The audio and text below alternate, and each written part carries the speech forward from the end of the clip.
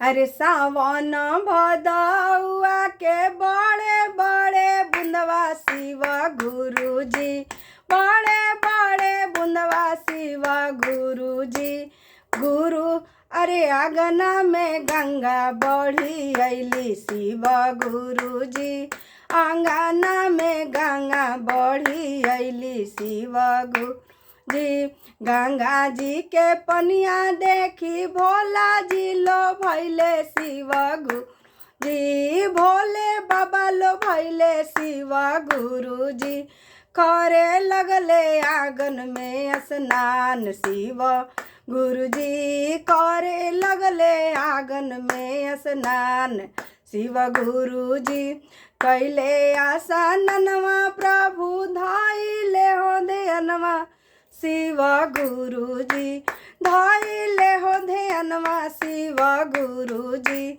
छूट गईले गालावा के नाग शिव गुरुजी, छूट गईले गालावा के नाग शिव गुरुजी। कैले स्नानवा प्रभु धाइले हो ध्यानवा शिव गुरुजी, धाइले हो ध्यानवा शिव गुरुजी। छूट गईले डमरू त्रिशूल शिव गुरुजी, छूट गईले डमरू त्रिशूल शिव गुरुजी। अरे गा सावन भदौआ के बड़े बड़े बुंदवा शिव गुरुजी, बड़े बड़े बुंदवा शिव गुरुजी।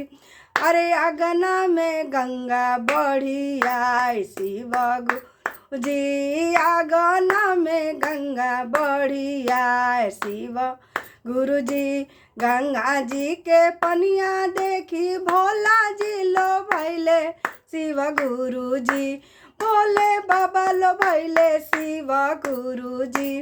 करे लगले आंगन में स्नान शिव गुरुजी, करे लगले आंगन में स्नान शिव गुरुजी। कैले स्नानवा प्रभु धाइले हो ध्यानवा शिव गुरुजी, धाइले हो ध्यानवा शिव गुरुजी।